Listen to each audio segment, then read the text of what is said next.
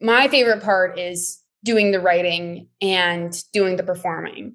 Yes. And I feel like no artist's favorite part is doing content and the marketing of it all. Yeah.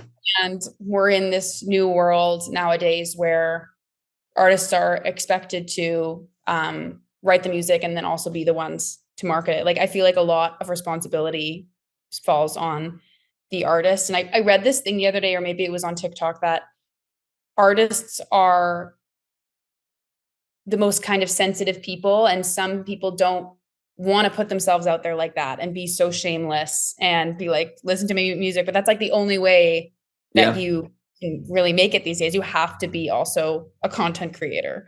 So for me, it's been a bit of a pulling teeth journey. Like I've heard some people say that they really enjoy my content, which is so lovely. And I'm so glad, but it's not by any means an easy thing. It's something that I have to schedule and be reminded to do because it's my least favorite part. But I think it's just something that you kind of have to do. So that's something, it's not the marketing aspect of the business is Yeah.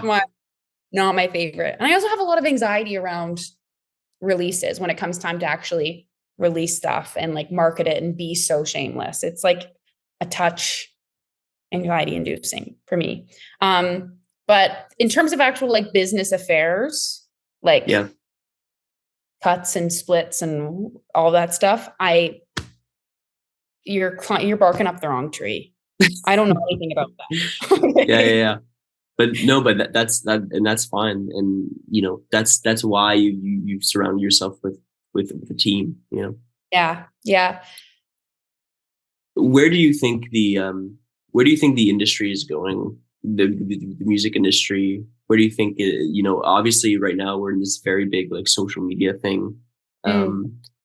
Um, we're gonna talk about it a little bit later on, but like TikTok has had such an influence on music and artistry over the Yeah. past few years. Where do you think the music industry is going?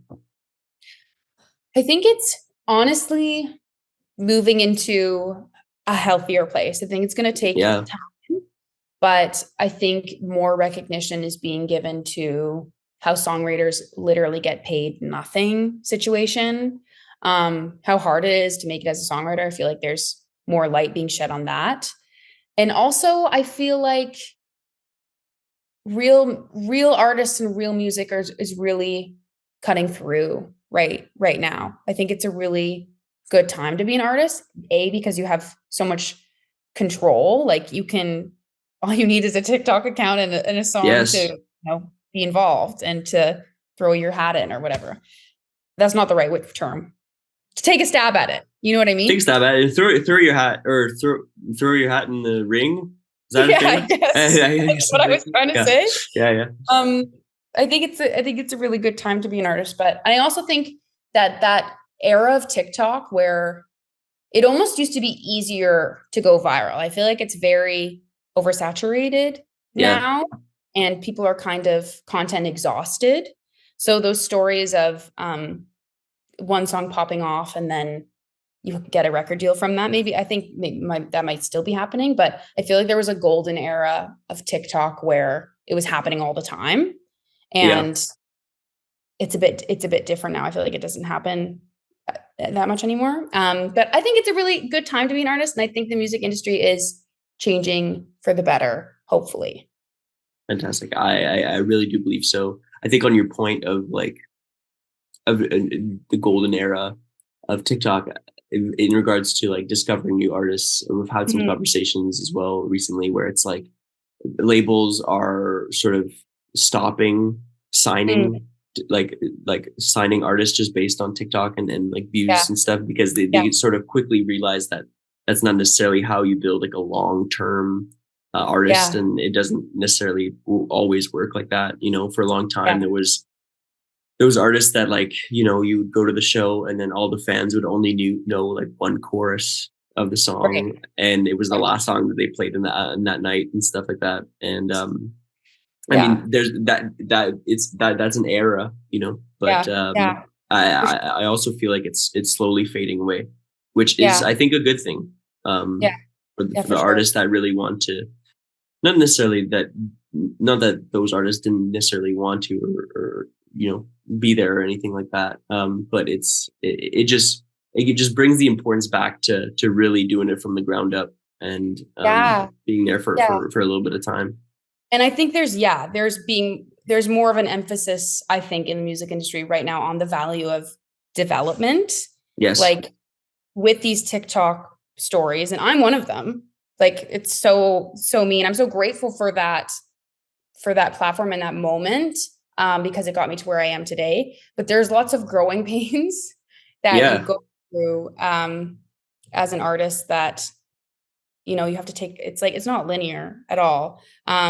So like Benson Boone, for example, is having a huge moment right now, and I love him.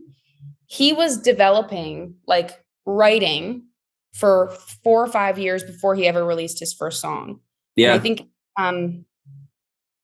my label at least has been so patient, and they really value this development, these growing pains. And even like looking at the Grammys, the people who are being awarded Best New Artist or people who are being nominated for it have been doing this for 20 years or yes, I've been noticing that. Yeah, which is I think exciting. I think it's like you can have a long career and have it still just be the beginning. So I think the industry's in a good place. I think one of the biggest examples of what you're talking about is like, it could be Noah Khan as well. Like I know some friends that saw him at Lee's Palace in Toronto like 8 years ago. Like totally. That's in my mind. That's crazy, because a few years ago, I guess last year, I think, I had never heard of this guy, and my friend Julian, which you also know, okay, we won't go there. So but who was on last week? He started working with Noah, and I hadn't heard of Noah before, but like he's about to play Fenway Park, and he just played 3 nights sold out at Scotiabank Arena in Toronto. Like it's insane. It just blows my mind. But to come back to social media sort of blew him up, sure, but he had been touring 8 years before that, and we see it with our friends as well, the Beaches, where it's like they've been a band for like 15 years, and they were successful, but really this past year or so, just social media has sort of gotten them across the pond, quite literally, and but they're the type of band that was ready for it because they had been doing it for 15 years. Totally. Oh my gosh. It's a whole thing. Even Chapel Roan right now, I'm obsessed with her. I can talk about her all day. She was doing an interview, and they said, "How do you feel about this new fame or whatever?" She says, "I feel ready. Like I've been doing this for 10 years." Yeah. So yeah, I think people feel like people come out of nowhere. Yes. But it takes a lot of development. And I think going back to the TikTok thing, it feels like it's kind of a reality check. There was a reality check for me for sure, having one big song and then, okay, I'm not really ready. Sure.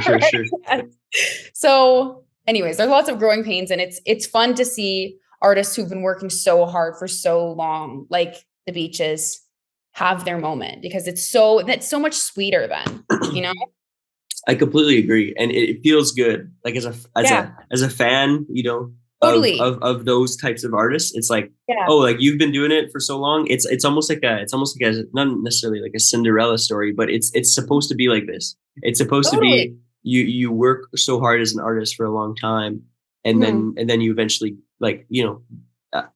are successful. And a lot of these bands were successful, and that's not what I'm saying. It's just that it's nice to see it pay off.